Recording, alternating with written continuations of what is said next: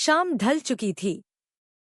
पश्चिम बंगाल के बशीरहाट गांव के किनारे एक पुराने मछली के भेरी तालाब की दिशा से आसमान का रंग गहरा लाल हो गया था। एक सड़ांध भरी बदबू नाक में घुस रही थी, तीखी और अजीब, जैसे कोई मांस बहुत दिनों से सड़ रहा हो। एक आवारा कुत्ता, जो आम तौर पर शांत रहता था, उस रात तालाब की ओर देखकर बेतहाशा भौंक रहा था। उसके रोंगटे खड़े हो गए थे, उसकी पूंछ डर के मारे टांगों के बीच दबी थी। वहां से गुजरने वाले कुछ गांव वाले पीले पड़ चुके चेहरों के साथ ठिठक कर रुक गए। यह कैसी बदबू है? जैसे जैसे कोई लाश सड़ रही हो, एक औरत ने कांपती हुई आवाज में फुसफुसाया।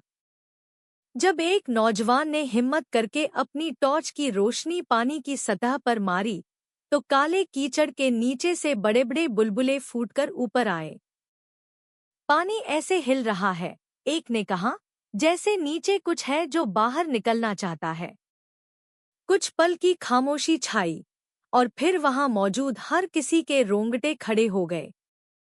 सबने एक दूसरे की तरफ देखा। किसी में इतनी हिम्मत नहीं थी कि वो तालाब के और करीब जा सके। उस रात गांव में कानाफूसी शुरू हो गई। उस मछली के तालाब की तह में शायद कुछ ऐसा था जिसका इंसानी दुनिया से कोई वास्ता नहीं था।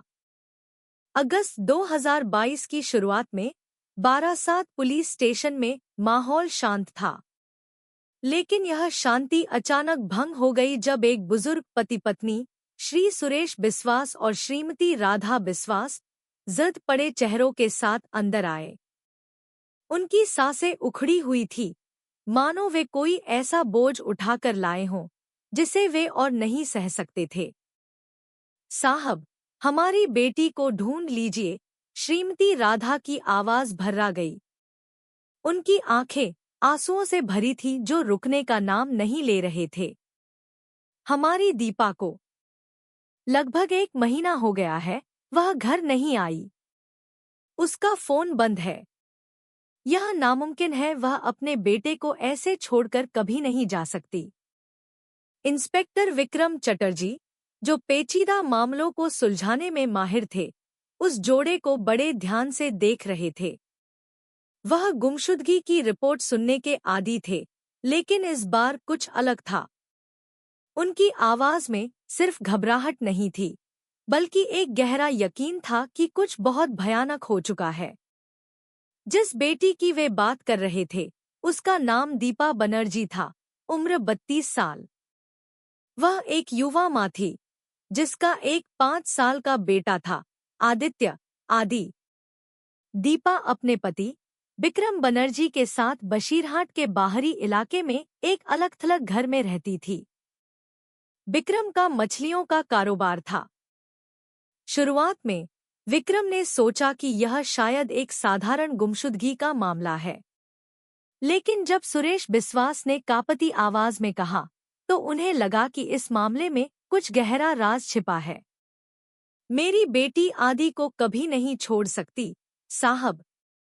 वह उससे बहुत प्यार करती थी। अगर वह बिना बताए गई है, तो इसका मतलब है कि उसके साथ जरूर कुछ बहुत बुरा हुआ है। विक्रम ने सिर हिलाया। वह मन ही मन सहमत थे। एक माँ शायद ही कभी अपने छोटे बच्चे को बिना किसी ठोस वजह के छोड़कर जाती है।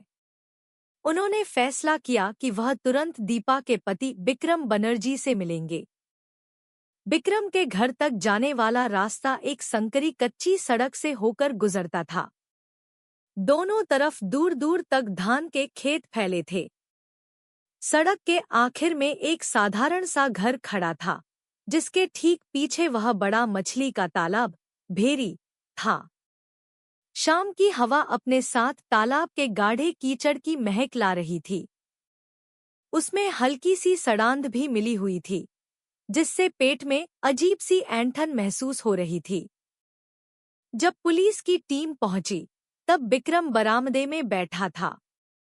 वह दिखने में अच्छा था, लेकिन उसका चेहरा पीला पड़ा हुआ था, आंखें धंसी हुई थी, और वह थका हुआ लग रहा था। अजीब बात यह थी कि वह पुलिस को देखकर जरा भी हैरान नहीं हुआ, मानो वह उनके आने का ही इंतजार कर रहा हो। अंदर आ जाइए साहब, मुझे पता था कि आप लोग आज नहीं तो कल जरूर आएंगे, उसने धीमी आवाज में कहा। घर के अंदर विक्रम ने अपनी कहानी सुनानी शुरू की। उसने कहा, पिछले कुछ महीनों से दीपा बदल गई थी।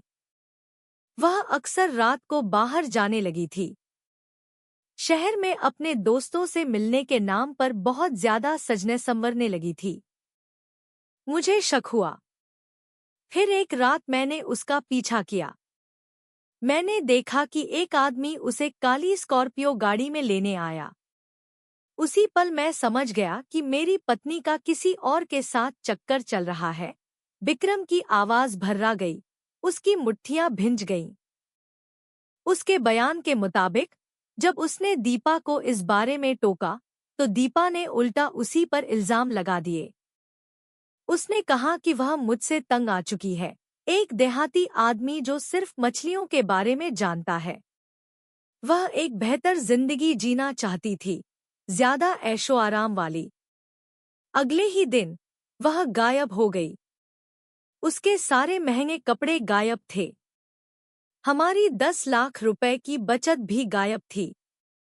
मुझे यकीन है कि वह उसी आदमी के साथ भाग गई है। यह कहानी सुनने में बिल्कुल पक्की लग रही थी, भावनाओं से भरी हुई। ऐसा लग रहा था कि विक्रम एक बदनसीब पति है, जिसे उसकी पत्नी धोखा देकर छोड़ गई। वहां मौजूद ज्यादातर पुलिस वाले उसकी बात पर यकीन करने लगे थे। ऐसे मामले अक्सर होते थे। पत्नियां किसी और मर्द के लिए अपना परिवार छोड़ देती थी। लेकिन इंस्पेक्टर विक्रम चटर्जी को ऐसा नहीं लगा। उनकी छठी इंद्री बहुत तेज थी और इस बार उन्हें कुछ गड़बड़ लग रहा था। विक्रम की नजरें वे कुछ ज्यादा ही काबू में थी। उसका दुख जबरदस्ती का लग रहा था, जैसे कोई अभिनेता अपना किरदार निभा रहा हो। क्या तुम उस आदमी को जानते हो? विक्रम ने पूछा। विक्रम ने न में सिर हिलाया। मैंने सिर्फ दीपा को उसे रोहन कहते सुना था। उसकी गाड़ी काली स्कॉर्पियो थी। मैं इससे ज्यादा कुछ नहीं जानता। यह जवाब एक चारे जैसा लगा। इतना साफ कि जांच को एक दिशा मिल जाए, लेकिन इतना धुंधला कि उसकी पुष्टि न की जा सके। विक्रम भारी मन से वापस लौट आए। उन्होंने तुरंत अपनी टीम को 2 हिस्सों में बांटा। एक टीम को रोहन नाम के आदमी और काली स्कॉर्पियो की तलाश करने का काम सौंपा गया। दूसरी टीम को दीपा के पड़ोसियों और दोस्तों से जानकारी इकट्ठा करने के लिए कहा गया। लेकिन जो नतीजे आए वे चौंकाने वाले थे। दीपा के दोस्तों ने गवाही दी कि वह एक वफादार पत्नी और अपने बेटे से बेइंतहा प्यार करने वाली मां थी। यह नामुमकिन है कि दीपा आदि को छोड़कर चली जाए। वह बहुत अच्छी औरत थी, अपने परिवार के लिए जीती थी, उसकी एक सहेली ने जोर देकर कहा। यह गवाही विक्रम की कहानी से 180 डिग्री अलग थी। और जहां तक रोहन नाम के आदमी का सवाल था, उसका कोई अतापता नहीं था। काली स्कॉर्पियो की तलाश भी बेकार गई। वह किरदार जैसे कोई भूत हो। शायद वह कभी था ही नहीं। इस उलझन के बीच एक पड़ोसी श्री घोष चुपके से पुलिस के पास आए। उनकी आवाज बहुत धीमी थी, डरी हुई, जैसे वह कोई बहुत बड़ा राज खोलने जा रहे हों। साहब, जिस रात दीपा गायब हुई मैंने उस रात विक्रम के घर के पीछे रोशनी देखी थी। मुझे कुछ अजीब आवाजें सुनाई दी, जैसे कोई भारी चीज घसीट रहा हो, और फिर सब शांत हो गया। मैंने पहले बताने की हिम्मत नहीं की, डरता था कि कहीं मैं किसी पचड़े में न पड़ जाऊं। विक्रम की आंखें चमक उठीं। पहेली का यह टुकड़ा उनके शक को मजबूत कर रहा था। हो सकता है दीपा बनर्जी कभी घर छोड़कर गई ही नहीं थी। हो सकता है उसे उसी अंधेरे राज में दफन कर दिया गया हो, जो उसके पति के मछली के तालाब के पीछे छिपा था। और उस रात के बाद जांच की दिशा पूरी तरह बदल गई। एक पति, जिसे अब तक पीड़ित बताया जा रहा था, अब वही बिक्रम बनर्जी शक के घेरे में आ गया था। अगली रात बारासात पुलिस स्टेशन के इन्वेस्टिगेशन रूम में एक खास मीटिंग बुलाई गई। इंस्पेक्टर विक्रम व्हाइट बोर्ड के सामने खड़े थे। उनकी नजरें टीम के हर सदस्य पर टिकी थीं। ध्यान से सुनो, उन्होंने सख्ती से कहा। बिक्रम की कहानी कुछ ज्यादा ही परफेक्ट है। रोहन नाम का एक आदमी, एक काली स्कॉर्पियो, पत्नी पैसे लेकर भाग गई। सब कुछ तर्कसंगत लगता है, लेकिन इसका कोई ठोस सबूत नहीं है। मुझे यकीन है कि यह सब एक मनगढ़ंत कहानी है। हमें इस परछाई का पीछा करना बंद करना होगा। कमरे में सन्नाटा छा गया। सबकी निगाहें विक्रम पर टिकी थी। विक्रम ने आगे कहा, अब से हमारा फोकस रोहन को ढूंढना नहीं है। हमारा फोकस बिक्रम बनर्जी पर नजर रखना है। मैं जानना चाहता हूं कि एक आदमी जो कहता है कि उसकी पत्नी उसे छोड़कर भाग गई, वह असल में कैसा बर्ताव करता है जब उसे लगता है कि उसे कोई नहीं देख रहा। हुक्म साफ था। उसी रात जांच टीम ने निगरानी के लिए एक ग्रुप बनाया। कुछ सदस्यों को बिक्रम के घर के आसपास तैनात किया गया, जो 24 घंटे उस पर नजर रखने वाले थे। पहले कुछ दिन बिक्रम बिल्कुल सामान्य लग रहा था। वह तालाब में मछलियों को दाना डालता, आंगन में झाड़ू लगाता, अपने बेटे को सुलाता और फिर बरामदे में अकेला बैठकर सिगरेट पीता। उसका चेहरा उदास रहता, दुख से भरा हुआ, मानो वह सच में एक ऐसा आदमी हो जिसे उसकी पत्नी छोड़ गई हो। लेकिन एक तजुर्बेकार जासूस के लिए यह उदासी कुछ ज्यादा ही सलीके वाली थी। उसमें भावनाओं का कोई उबाल नहीं था, कोई घबराहट नहीं थी, बस इंतजार का भाव था। और फिर रविवार की रात सच्चाई सामने आने लगी। रात के करीब 9 बजे, जब आदि सो गया, बिक्रम अपनी मोटरसाइकिल लेकर बाहर निकला। वह न तो अपने ससुराल गया और न ही किसी दोस्त के घर। वह सीधे शहर की ओर गया, कोलकाता के एक बदनाम चांदनी रात बार की तरफ। यह जगह अपनी चकाचौंध के लिए जितनी मशहूर थी, उतनी ही विवादों के लिए भी जानी जाती थी। निगरानी टीम फौरन हरकत में आई। 2 जासूस ग्राहक बनकर उस बार के अंदर गए। रंग-बिरंगी बत्तियां चमक रही थी। तेज बॉलीवुड आइटम सॉन्ग कानों को फाड़ रहे थे। शराब और सिगरेट के धुएं की गंध हवा में भरी थी। आधे घंटे बाद उन्होंने बिक्रम को एक वीआईपी कमरे से बाहर निकलते देखा। उसके हाथ में एक जवान लड़की का हाथ था। गोरा रंग, खूबसूरत चेहरा और एक मोहक मुस्कान। वे हंस रहे थे, मजाक कर रहे थे, बिना किसी फिक्र के, मानो वे कोई छिपता छिपाता जोड़ा न हो, बल्कि प्यार में डूबे 2 जवान प्रेमी हों। जासूसों ने दूर से तस्वीरें खींच ली। इसके बाद बिक्रम और वह लड़की घर वापस नहीं गए, बल्कि शहर के बाहरी इलाके में एक सस्ते से लॉज की तरफ चले गए। ये तस्वीरें फौरन इंस्पेक्टर विक्रम को सौंपी गईं। उन्होंने ठंडे चेहरे से तस्वीरों को देखा। एक आदमी जो कहता है कि पत्नी के छोड़ जाने से उसका दिल टूट गया है, वह सिर्फ 1 महीने बाद ही दूसरी औरत के साथ रंगलियां मना रहा है। नामुमकिन। यह साफ झूठ है। हमने अभी-अभी उसके नकाब में पहली दरार देखी है। उस लड़की की पहचान तुरंत निकाली गई। उसका नाम सिमन कौर था, उम्र 22 साल। वह उस बार में काम करती थी और पैसे वाले ग्राहकों के करीब जाने के लिए जानी जाती थी। वह शायद पंजाब के किसी गांव से यहाँ रोजी रोटी की तलाश में आई थी। ज्यादा वक्त नहीं लगा यह पता लगाने में कि सिमन और विक्रम एक दूसरे को लगभग 1 साल से जानते थे। विक्रम अक्सर उस बार में आता था, पैसे लुटाता था और सिमन को मीठे वादों के जाल में फंसाता था। उसने सिमन के लिए शहर में एक कमरा भी किराए पर ले रखा था और उसका सारा खर्चा उठाता था। इससे भी ज्यादा चौंकाने वाली बात यह थी, दीपा के गायब होने से 1 महीने पहले विक्रम ने सिमन से कहा था कि उसकी पत्नी जल्द ही चली जाएगी और वे दोनों बिना किसी रुकावट के एक साथ रह सकेंगे। यह जुमला खतरे की घंटी थी। हो सकता है दीपा कभी भागी ही नहीं। हो सकता है उसे रास्ते से हटा दिया गया हो।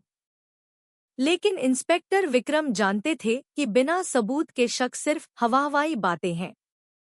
उन्हें कुछ ठोस चाहिए था। इसलिए उन्होंने अपनी रणनीति को बांटने का फैसला किया। एक टीम को विक्रम पर लगातार नजर रखने का काम सौंपा गया।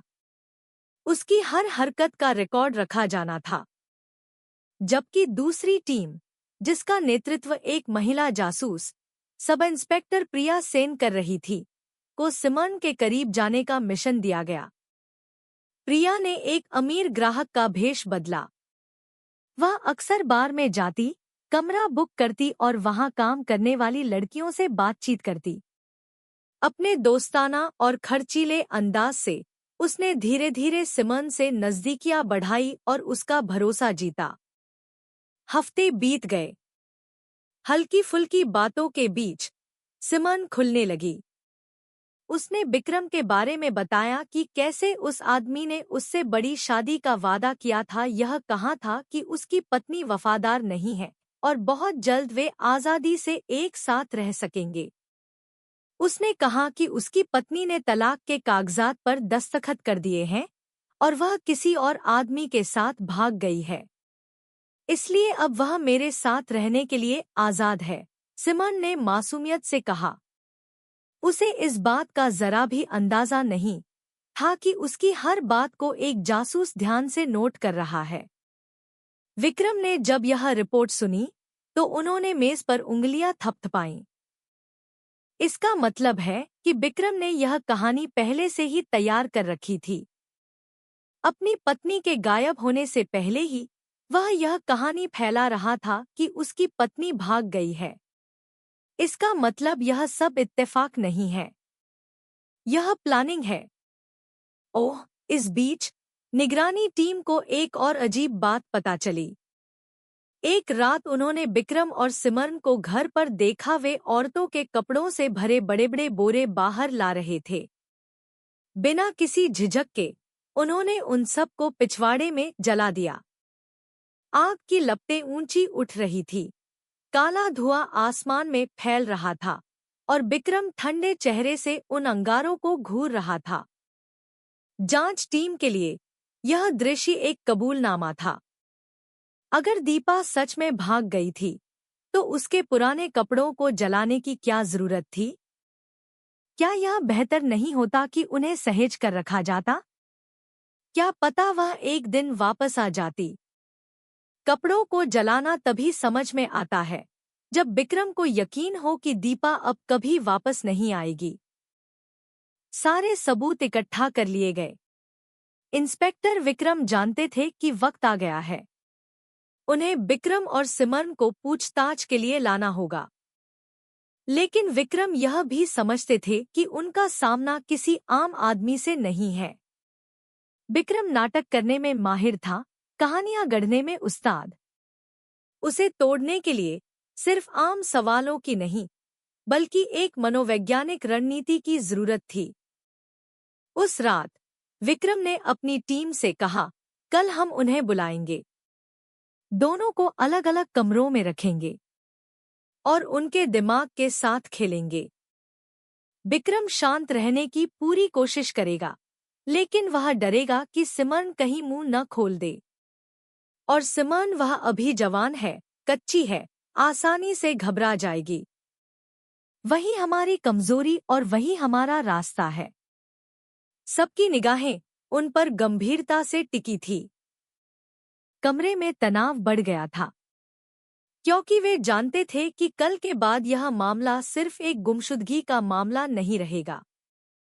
यह बशीरहाट को हिलाकर रख देने वाले सबसे भयानक हत्याकांड में बदलने वाला था। उस सुबह बशीरहाट की हवा में भारीपन था। आसमान धुंधला था। हवा खेतों से कीचड़ की गंध ला रही थी। पुलिस स्टेशन में पूछताछ के लिए 2 कमरे तैयार किए जा चुके थे, एक बिक्रम बनर्जी के लिए और दूसरा सिमरन कौर के लिए। उन्हें लगभग एक ही समय पर लाया गया, लेकिन जानबूझकर अलग रखा गया ताकि वे आपस में बात न कर सकें। बिक्रम शांत, सपाट चेहरे के साथ अंदर आया, मानो उसने सारे जवाब पहले से ही तैयार कर रखे हों। सिमरन बेचैन लग रही थी। उसकी आंखें घबराहट में चारों ओर घूम रही थी। जाहिर था कि वह इस दबाव के लिए तैयार नहीं थी। इंस्पेक्टर विक्रम चटर्जी बिक्रम के सामने बैठे। उन्होंने मेज पर तस्वीरों का एक ढेर रख दिया। बिक्रम और सिमरन की बार से हाथ में हाथ डाले निकलते हुए तस्वीरें, उनकी एक लॉज में घुसते हुए तस्वीरें, और सबसे ज्यादा शक पैदा करने वाली तस्वीर जब वे दोनों घर के पिछवाड़े में औरतों के कपड़े जला रहे थे। विक्रम ने उसे ठंडी नजरों से देखा और पूछा, इस बारे में तुम क्या कहना चाहोगे? बिक्रम ने तस्वीरों को बस एक पल के लिए देखा, फिर एक लंबी सांस ली। उसने हल्की सी मुस्कुराने की कोशिश की और कहा, मैं बस एक आम आदमी हूँ साहब। मेरी पत्नी मुझे छोड़ गई। मेरा दिल टूट गया था। मैं बस अपना गम भुलाने की कोशिश कर रहा था। क्या यह गलत है? विक्रम ने मेज पर उंगलियां थपथपाईं। उनकी आवाज सपाट रही। गम भुलाना कोई जुर्म नहीं है, बिक्रम। लेकिन अपनी गुमशुदा पत्नी के कपड़े जलाना यह गम भुलाना नहीं है। यह सबूत मिटाना है। बिक्रम ने शांत बने रहने की कोशिश की। उसने कहा कि वे कपड़े उसे हर पल दीपा की याद दिलाकर तकलीफ देते थे, इसलिए उसने उन्हें भुलाने के लिए जला दिया। विक्रम जानते थे कि बिक्रम अभी भी अपना किरदार निभा रहा है। उन्होंने उस पर ज्यादा दबाव नहीं डाला, क्योंकि असली रणनीति दूसरे कमरे में सिमरन के साथ अपनाई जा रही थी। बगल वाले कमरे में सिमरन कांपते हाथों के साथ बैठी थी। उसका चेहरा पीला पड़ गया था। उसके सामने सब इंस्पेक्टर प्रिया सेन बैठी थी, जिन्हें खास तौर पर इस मनोवैज्ञानिक पूछताछ के लिए लगाया गया था। प्रिया ने बहुत नरमी से बात की, इल्जाम लगाने वाले लहजे में नहीं। सिमरन, हम जानते हैं कि तुम असल में बिक्रम के वादों का शिकार हुई हो, लेकिन अब तुम खतरे में हो। अगर तुम चुप रही तो तुम्हें हत्या को छुपाने में मदद करने का दोषी माना जा सकता है। तुम्हें लंबी जेल हो सकती है। लेकिन अगर तुम सच-सच बता दोगी तो तुम बच सकती हो। सिमरन ने सिर झुका लिया, उसके होंठ कांप रहे थे। नहीं, मैडम। बिक्रम ने किसी को नहीं मारा। उसने कहा था कि उसकी पत्नी चली गई है। प्रिया ने बहस नहीं की। उन्होंने बस वही तस्वीरें खोलीं और मेज पर रख दी।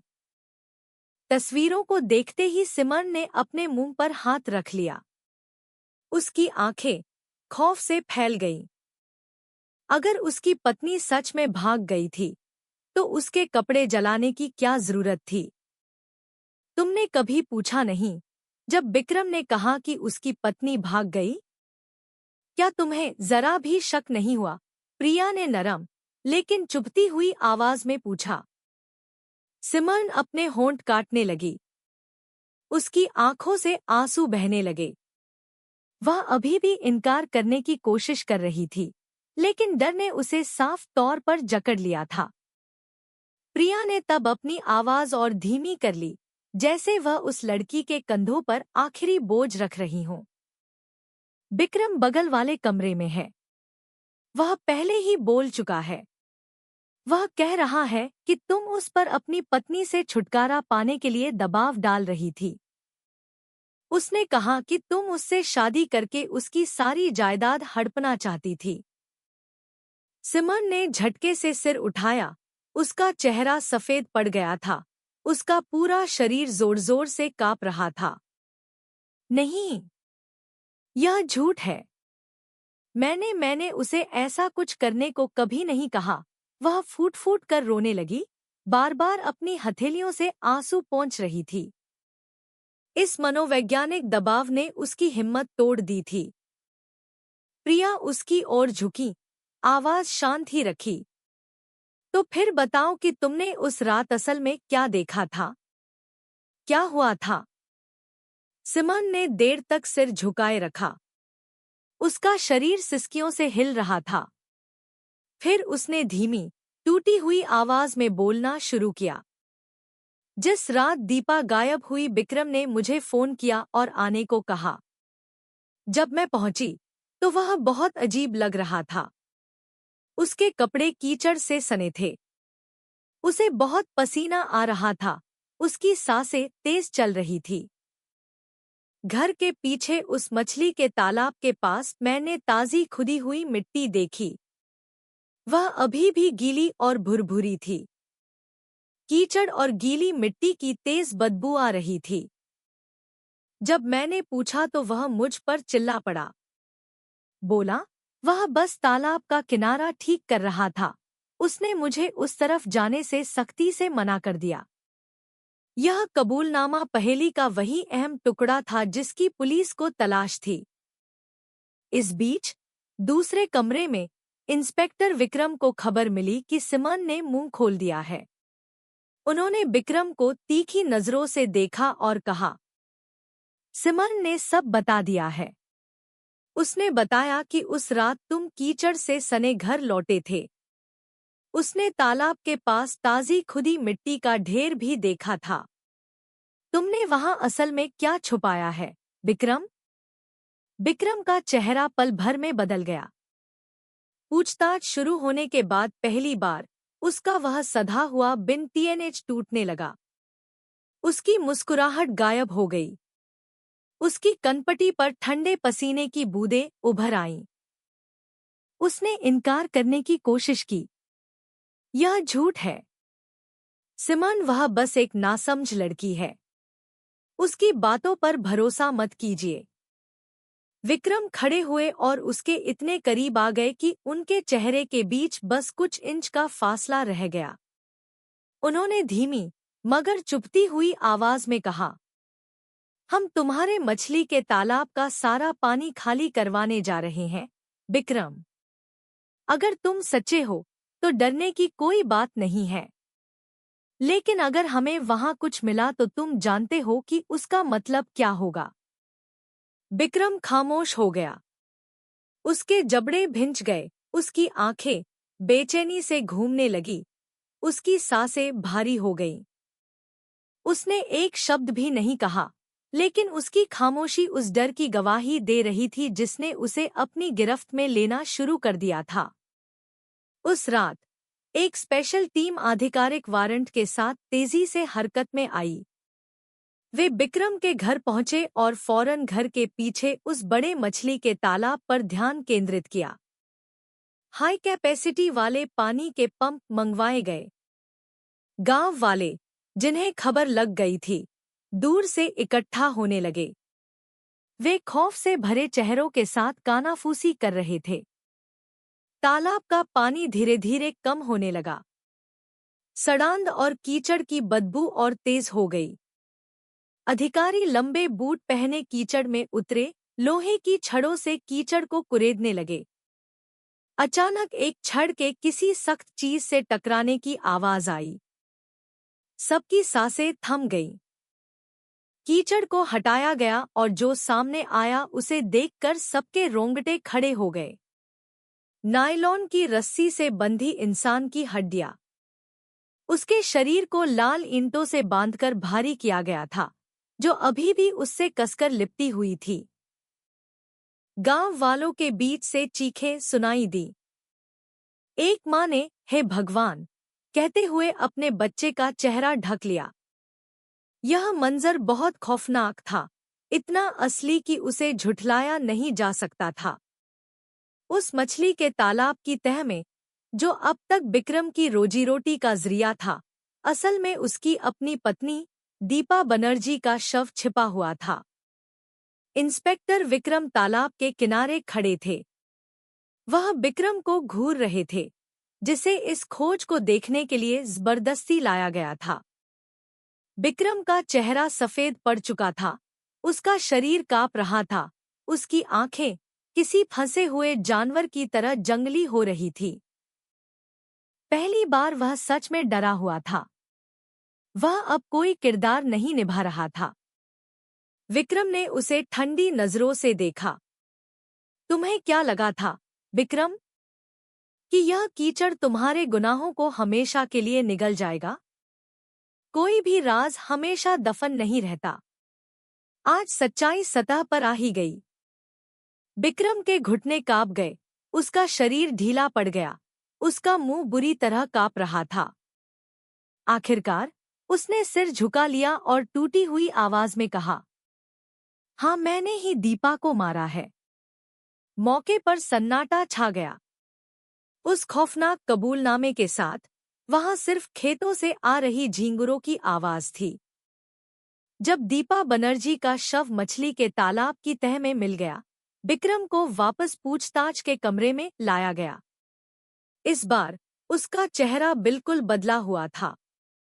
न तो वह हल्की मुस्कान थी, न ही वह शांत रवैया जो उसने पहले दिखाया था। उसकी आंखें खाली थी, उसका शरीर पस्त था, जैसे उसके अंदर की सारी ताकत खत्म हो गई हो। इंस्पेक्टर विक्रम उसके सामने बैठे। इस बार धमकाने वाले लहजे में नहीं, बल्कि एक सपाट और सख्त आवाज में। विक्रम, सब खत्म हो गया है। हमें दीपा तुम्हारे तालाब में मिली। अब कोई झूठ इसे नहीं ढक सकता। अब सच बताओ, यह सब कैसे हुआ? विक्रम ने देर तक सिर झुकाए रखा। उसके दोनों हाथ उसकी गोद में कसकर बंधे थे, मानो वह अपने शरीर की कपकपी को रोकने की कोशिश कर रहा हो। उसके आंसू गिरने लगे, उसके कंधे हिलने लगे। फिर उसने भर्राई हुई आवाज में बोलना शुरू किया। मेरा इरादा शुरू में ऐसा नहीं था, लेकिन जब से मैं सिमन से मिला, सब बदल गया। उसने उस मुलाकात की शुरुआत के बारे में बताया, जो लगभग 1 साल पहले हुई थी। विक्रम, जो गांव की अपनी उबाऊ जिंदगी से तंग आ चुका था, अक्सर शहर जाने लगा। कोलकाता के एक बार में वह सिमरन कौर से मिला। वह लड़की जवान थी, खूबसूरत थी, जोश से भरी थी, उसकी उस शांत जिंदगी से बिल्कुल अलग, जो वह दीपा के साथ जी रहा था। विक्रम ने कबूल किया कि वह पहली नजर में ही उस पर फिदा हो गया था। वह जितनी बार वहां जाता, उतना ही उस दलदल में धंसता जाता। वह सिमरन पर बहुत पैसे खर्च करने लगा, यहाँ तक कि उसके लिए एक अलग कमरा किराए पर ले लिया और उसकी सारी जरूरतें पूरी करने लगा। शुरुआत में यह रिश्ता सिर्फ एक भटकाव था, लेकिन धीरे धीरे यह एक जुनून में बदल गया। सिमरन, जो मीठे वादों की आदी थी, अब और ज्यादा चाहने लगी। वह हमेशा के लिए एक राज बनकर नहीं रहना चाहती थी। उसे एक रुतबा चाहिए था। वह कानूनी तौर पर शादी करना चाहती थी। विक्रम के कबूलनामे के मुताबिक सिमरन ने कई बार धमकी दी थी कि अगर वह जल्द ही अपनी पत्नी को नहीं छोड़ेगा, तो वह उसे छोड़कर चली जाएगी। वह कहती थी, मुझे चुनो या मैं किसी और मर्द को ढूंढ लूंगी, विक्रम ने टूटी आवाज में कहा। इस दबाव ने उसे फंसा दिया था। वह जानता था कि अगर वह आधिकारिक तौर पर तलाक लेता है, तो बड़े परिवार और गांव के समाज में उसकी बहुत बेइज्जती होगी। उसे अपनी इज्जत खोने का डर था, लेकिन साथ ही वह सिमरन को खोना भी नहीं चाहता था। बस यहीं से उस जुर्म के बीज ने जड़ पकड़ी। वह एक ज्यादा काले रास्ते के बारे में सोचने लगा। एक ऐसा रास्ता जो दीपा को रास्ते से हटा दे और उसे तलाक के जिल्लत से भी बचा ले। उसने यह प्लान चुपचाप बनाया। विक्रम ने रोहन नाम के एक आदमी के साथ दीपा के अफेयर की झूठी कहानी फैलाकर अपना अलिबी बचाव का रास्ता तैयार किया। वह नाम सिर्फ उसकी कल्पना थी, लेकिन उसने उसे इतनी बार दोहराया कि वह यकीन करने लायक लगने लगे। उसने काली स्कॉर्पियो की एक तस्वीर भी गढ़ी। यह डिटेल उसने जानबूझकर डाली ताकि पुलिस के पास पीछा करने के लिए कुछ हो। वारदात से एक रात पहले उसने एक मजबूत नायलॉन की रस्सी तैयार कर ली थी, जो वह अक्सर तालाब में इस्तेमाल करता था। उसने रस्सी को पीछे गोदाम में छिपा दिया। जब बेटा आदि सो गया, उसने दीपा के साथ झगड़ा शुरू कर दिया। उसने तलाक का नाटक किया, कहा कि वह अब और साथ नहीं रह सकता। दीपा, जो सिमन के साथ उसके रिश्ते के बारे में जानती थी, गुस्से से फट पड़ी। वह तलाक देने से साफ इनकार करने लगी। उसने धमकी दी कि वह उसकी करतूतों के बारे में पूरे परिवार को बता देगी। यह झगड़ा एक त्रासदी में बदल गया। अपने कबूलनामे में विक्रम ने कहा कि वह अपना आपा खो बैठा था। जब दीपा कुछ लेने के लिए मुड़ी, उसने वह पहले से तैयार रस्सी उठाई और पीछे से उसके गले में लपेट दी। दीपा ने छटपटाया, उसके हाथ उस फंदे को ढीला करने की कोशिश कर रहे थे। लेकिन एक औरत का शरीर एक मर्द की पूरी ताकत के आगे बहुत कमजोर था।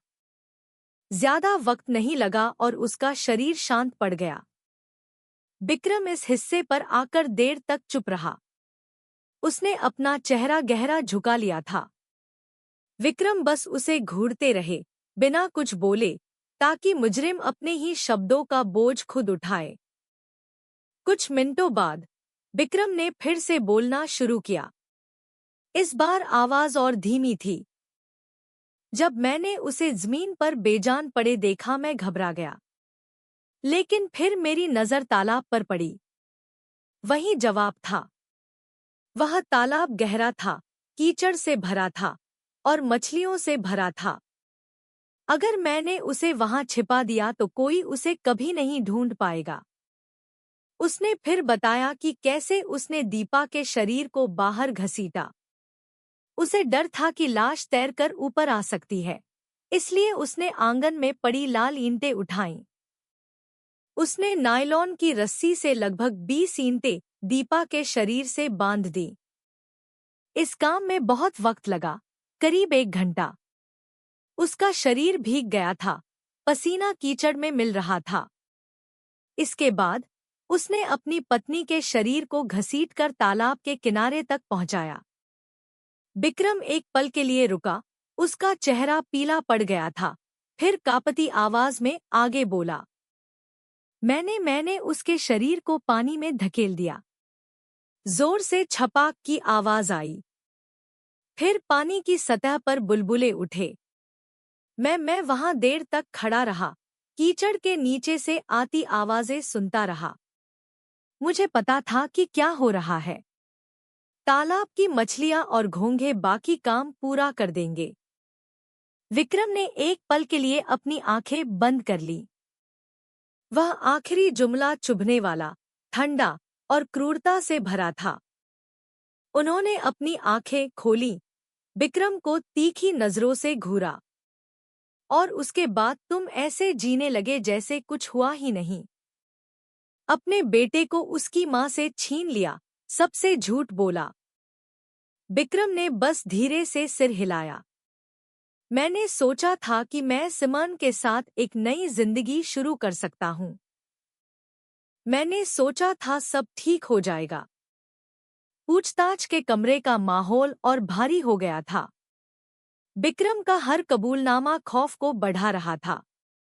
वह कोई ऐसा कातिल नहीं था जिसने पल भर के गुस्से में जुर्म किया हो, बल्कि वह एक ऐसा आदमी था जिसने हर कदम शांति से प्लान किया था। उसने रोहन की झूठी कहानी गढ़ी। उसने रस्सी और वजन, ईंटें तैयार किए। यहाँ तक कि उसने लाश को ठिकाने लगाने के लिए सबसे शातिर जगह चुनी। वही मछली का तालाब जिसे वह हर रोज बड़े प्यार से संवारता था। रोजी रोटी कमाने की जगह उसकी अपनी पत्नी की काली कब्रगाह बन गई थी। इंस्पेक्टर विक्रम आखिरकार खड़े हुए। उन्होंने उस रात आखिरी बार विक्रम को देखा और ठंडी आवाज में कहा, तुमने सिर्फ अपनी पत्नी को नहीं मारा है विक्रम, तुमने अपनी इंसानियत को भी मार डाला है। एक पति से ज्यादा नीच कोई नहीं हो सकता, जो अपनी पत्नी का गला घोंटकर उसे उसी तालाब में फेंक दे जिसे जिंदगी देनी चाहिए थी। विक्रम पस्त हो गया, उसका सिर झुक गया, कंधे हिलने लगे। उसने अब और बहस नहीं की। सब कुछ खुल चुका था। बाहर के कमरे में सिमोन अभी भी बैठी रो रही थी। उसका चेहरा सूज गया था। उसे खबर मिली कि विक्रम ने कबूल कर लिया है। वह लड़की हिस्टेरिक होकर चीखने लगी कि उसे कुछ नहीं पता था, कि उसने विक्रम को मारने के लिए कभी नहीं कहा। लेकिन उसके आंसू इस सच्चाई को नहीं मिटा सकते थे कि वह खुद सबसे बड़ी वजह थी कि विक्रम एक शैतान बनने को राजी हो गया। उस रात दीपा बनर्जी की गुमशुदगी का मामला आधिकारिक तौर पर एक जघन्य हत्याकांड में बदल गया, जिसने पूरे बशीरहाट और बारासात को हिलाकर रख दिया। रात गहरी हो चली थी, लेकिन बारासात पुलिस स्टेशन में हलचल मची हुई थी। विक्रम बनर्जी के चौंकाने वाले कबूलनामे के बाद जासूसों का ध्यान तुरंत सिमरन कौर पर गया। वह लड़की अभी भी पूछताछ कक्ष में सिसक रही थी। आंसुओं से उसका चेहरा सूज गया था। वह डरी हुई थी, सिर्फ इसलिए नहीं कि वह इस मामले में फंस सकती थी, बल्कि इसलिए भी क्योंकि उसे धोखा मिला था। वह इतने समय से विक्रम के मीठे वादों पर पूरा यकीन करती आई थी, लेकिन अब उसे एहसास हुआ कि उसने जिस चीज को पकड़ा हुआ था वह सिर्फ झूठ और खून था। सब इंस्पेक्टर प्रिया सेन, जिन्होंने पहले उसे बोलने पर मजबूर किया था, एक गिलास गर्म पानी लेकर वापस कमरे में आईं। उन्होंने गिलास मेज पर रखा और नरम लहजे में बैठ गईं। सिमोन, विक्रम ने कबूल कर लिया है कि उसने दीपा को मारा है।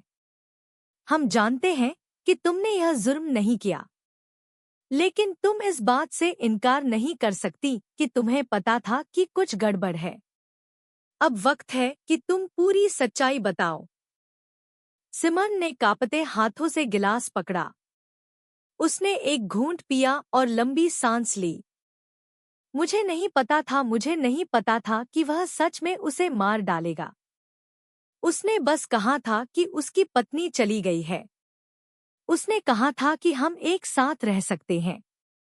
मैंने उसकी बात पर यकीन कर लिया। मैं बेवकूफ थी।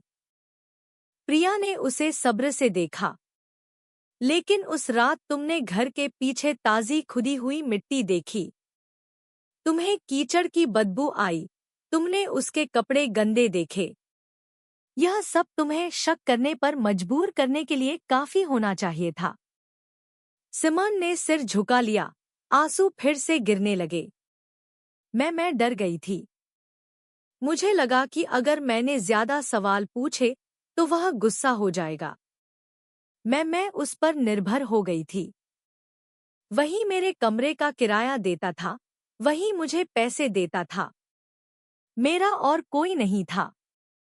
मैं बस इस मुश्किल जिंदगी से बाहर निकलना चाहती थी। इस कबूलनामे को सावधानी से दर्ज किया गया।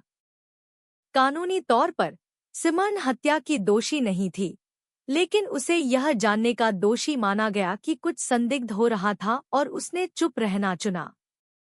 उसकी गलती रस्सी पकड़ने या शरीर को तालाब में फेंकने की नहीं थी। उसकी गलती आंखें बंद करने की थी, जबकि वह आवाज उठा सकती थी। अगले दिन विक्रम के मछली के तालाब से दीपा का शव मिलने की खबर तेजी से फैल गई। जो गांव आम तौर पर शांत रहता था, वह अचानक ध्यान का केंद्र बन गया। पत्रकार आने लगे, गांव वाले भीड़ लगाने लगे। सब धीमी आवाज में बात कर रहे थे, जैसे उस खौफनाक सच्चाई को जोर से बोलने से डर रहे हों। चाय की दुकानों पर लोग कानाफूसी कर रहे थे। मुझे यकीन नहीं होता कि विक्रम ऐसा कर सकता है। वह हमेशा इतना मेहनती लगता था। एक बुजुर्ग ने कड़वाहट से कहा, मेहनती? हाँ, लेकिन कौन सोच सकता था कि वह एक जवान लड़की के पीछे अपनी ही पत्नी को मार डालेगा। दीपा की माँ, श्रीमती राधा, अपने घर पर बेतहाशा रो रही थी। उनका चेहरा पीला था, शरीर कांप रहा था। जब भी कोई संवेदना देने आता, श्री सुरेश बिस्वास मजबूत दिखने की कोशिश करते, लेकिन उनकी आंखें लाल थी और आवाज भर्राई हुई थी। मेरी बेटी अपने ही पति के हाथों मारी गई। मैं यह कैसे मान लूं? इंस्पेक्टर विक्रम को न सिर्फ एक आपराधिक मामले से, बल्कि सामाजिक दबाव से भी निपटना था। वह जानते थे कि यह मामला अब बड़ी चर्चा का विषय बन गया है और उनके हर कदम पर जनता की नजर है। इसलिए उन्होंने एक प्रेस कॉन्फ्रेंस बुलाई। सख्त आवाज में उन्होंने घोषणा की कि पुलिस को दीपा बनर्जी की हत्या के पुख्ता सबूत मिले हैं। अपराधी कोई और नहीं, बल्कि उसका अपना पति है और मुख्य मकसद किसी दूसरी औरत के साथ नाजायज रिश्ता था।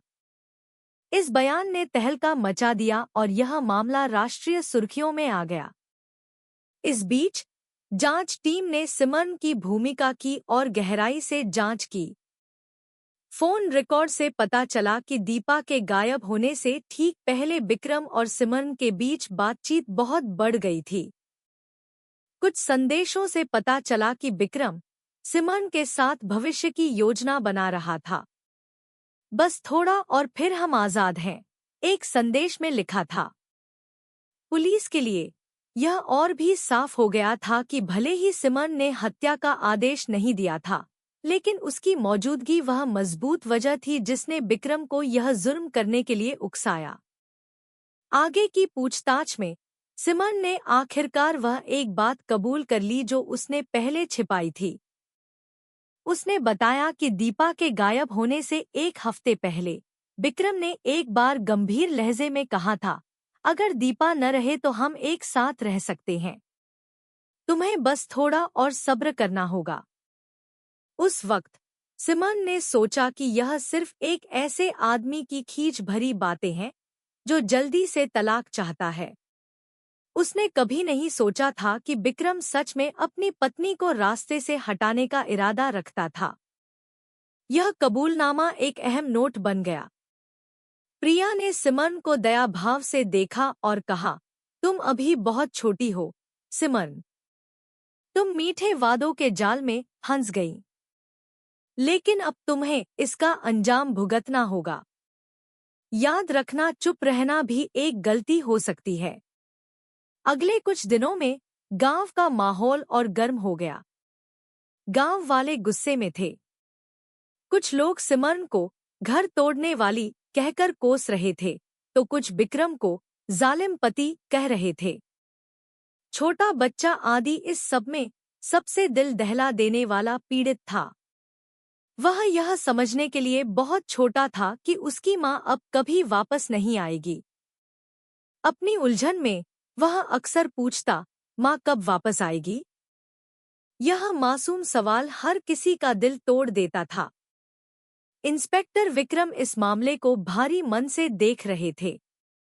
एक जासूस के तौर पर वह हिंसा और हत्या देखने के आदी थे, लेकिन जब भी वह आदी का चेहरा देखते, उनका दिल कट जाता। वह जानते थे कि आंकड़ों, सबूतों और कानून की धाराओं के पीछे एक बच्चे की जिंदगी थी, जिसने अपना सामान्य भविष्य खो दिया था। इस बीच विक्रम ने जेल की कोठरी में बदलाव दिखाना शुरू कर दिया। वह अब इनकार करने की कोशिश नहीं करता था। हर दिन वह बस गुमसुम बैठा रहता। उसका चेहरा खाली रहता, कभी-कभी धीरे-धीरे रोने लगता। गार्ड्स का कहना था कि वह अक्सर रात में जाग जाता था, चीखता था जैसे उसे कोई परछाई सता रही हो। यह मामला धीरे धीरे अदालत की ओर बढ़ रहा था। केस की फाइल मोटी होती जा रही थी, जिसमें सबूतों की तस्वीरें, ऑटोप्सी रिपोर्ट, पूछताछ के ट्रांसक्रिप्ट और गवाहियां थी। सरकारी वकील भारी सजा की मांग करने की तैयारी कर रहा था, जबकि बचाव पक्ष के पास कहने को लगभग कुछ नहीं था। बशीरहाट के लोगों के लिए यह मामला सिर्फ एक पति द्वारा पत्नी की हत्या का नहीं था। यह इस बात की कहानी थी कि कैसे हवस और लालच एक पति को ठंडे दिमाग वाले कातिल में बदल सकते हैं। यह एक कड़वा आईना भी था कि जुर्म चाहे कितनी भी सफाई से क्यों न किया जाए, वह हमेशा अपने निशान छोड़ जाता है। और इंस्पेक्टर विक्रम के लिए यह एक याद दहानी थी कि उनका काम सिर्फ कानून लागू करना नहीं है, बल्कि उन लोगों के लिए इंसाफ की आवाज उठाना भी है, जिन्हें हमेशा के लिए खामोश कर दिया गया था। आखिरकार मुकदमे का दिन आ ही गया। बारासात की जिला और सत्र डिस्ट्रिक्ट एंड सेशंस कोर्ट अदालत उस मामले को देखने आए लोगों से खचाखच भरी हुई थी, जिसने उनके गांव को हिलाकर रख दिया था। सुबह तड़के से ही कोर्ट रूम की सीटें भर गई थी। जिन्हें जगह नहीं मिली, वे अंदर से आने वाली खबर के इंतजार में बाहर ही खड़े रहने को राजी थे। माहौल तनावपूर्ण था। सबकी निगाहें एक ही शख्स पर टिकी थी, बिक्रम बनर्जी। वह आदमी जो कभी एक मेहनती मछली पालक के तौर पर जाना जाता था, अब कटघरे में एक अभियुक्त के तौर पर बैठा था। उसका चेहरा पीला और शरीर पस्त था। उसके बगल में सिमरन कौर सिर झुकाए बैठी थी। उसके बाल उसके सूजे हुए चेहरे को ढक रहे थे, जो रो रो कर खराब हो गया था। हालांकि उस पर मुख्य हत्या का आरोप नहीं था, लेकिन उसकी भागीदारी ने उसे भी जज के सामने ला खड़ा किया था। वह बहुत कमजोर लग रही थी, उस जवान लड़की से बिल्कुल अलग, जो कभी बार में मुस्कुराया करती थी। जज साहिबान कमरे में दाखिल हुए। सब लोग खड़े हो गए। पहले हथौड़े की आवाज के बाद माहौल में खौफनाक शांति छा गई। सरकारी वकील खड़ा हुआ और जोरदार आवाज में आरोप पत्र पढ़ना शुरू किया। उसने विस्तार से बताया कि कैसे बिक्रम ने अपनी पत्नी की हत्या की योजना बनाई थी, कैसे उसने रोहन नाम का एक काल्पनिक किरदार गढ़कर अपना बचाव तैयार किया था, और कैसे आखिर में उसने दीपा के शरीर को ईंटों से बांधकर मछली के तालाब की तह में फेंक दिया था। हर एक डिटेल सुनकर वहां मौजूद लोगों के रोंगटे खड़े हो गए। कुछ औरतों ने अपने मुंह पर हाथ रख लिया। वे उस क्रूरता का ब्यौरा नहीं सुन पा रही थी। श्रीमती राधा, दीपा की मां, दर्शकों की बेंच पर सिसक कर रो पड़ी। श्री सुरेश बिस्वास ने उन्हें गहरे ज़ख्मों से भरे चेहरे के साथ सांत्वना देने की कोशिश की। इसके बाद वकील ने सिमरन की भूमिका पर रोशनी डाली। वह सीधे तौर पर हत्या में शामिल नहीं थी, लेकिन उसकी मौजूदगी बिक्रम को यह जुर्म करने के लिए उकसाने वाला मुख्य मकसद थी। सिमरन ने अभियुक्त से सुविधाएं, पैसे, यहाँ तक कि रहने की जगह भी ली। हो सकता है उसने वह रस्सी न पकड़ी हो जिसने दीपा का गला घोंटा, लेकिन जब जुर्म के निशान इतने साफ थे, तब भी उसने अपनी आंखें बंद रखीं। उसकी खामोशी इस जुर्म को होने देने की सहमति थी, वकील ने सख्त लहजे में कहा। इसके बाद जज ने अभियुक्त को अपना पक्ष रखने का मौका दिया। बिक्रम लड़खड़ाते कदमों से खड़ा हुआ। जब वह बोला तो उसकी आवाज भर्राई हुई थी। मुझे अफसोस है, योर ऑनर। मुझसे गलती हो गई। मैं ऐसा नहीं करना चाहता था। दीपा एक अच्छी पत्नी थी, मेरे बच्चे की माँ थी, लेकिन मैं फंस गया था। मैं सिमरन से बहुत प्यार करने लगा था। मुझे उसे खोने का डर था। मैं माफी चाहता हूँ। दर्शकों के बीच से सिसकियां सुनाई दी, लेकिन ज्यादातर आंखें उसे गुस्से से देख रही थी। हमदर्दी से नहीं। उनके लिए ऐसा कोई पछतावा नहीं था जो दीपा की जिंदगी वापस ला सके। फिर सिमन को गवाही के लिए बुलाया गया। कांपती हुई आवाज में उसने कबूल किया कि उसने कभी विक्रम को उसकी पत्नी को मारने के लिए नहीं कहा था, लेकिन वह इस बात से इनकार नहीं कर सकी कि उस रात उसे कुछ गड़बड़ लगा था। मैंने उसके कपड़े कीचड़ से सने देखे थे। मैंने ताज़ी खुदी हुई मिट्टी देखी थी। मैं डर गई थी लेकिन मैं चुप रही। मुझमें बोलने की हिम्मत नहीं थी। उसने सिर झुका लिया। उसके आंसू गिरने लगे। जज ने ठंडे चेहरे से सब सुना। उन्होंने कहा, तुम मुख्य अपराधी नहीं हो, सिमरन। लेकिन याद रखना, जुर्म होते देखकर चुप रहना भी एक गुनाह है। इन शब्दों ने उस जवान लड़की को और ज्यादा सिसकने पर मजबूर कर दिया। कोर्ट रूम का माहौल तब गर्मा गया जब आखिरी गवाह को बुलाया गया, श्री घोष। वही पड़ोसी जिन्होंने दीपा के गायब होने की रात को शोर सुना था।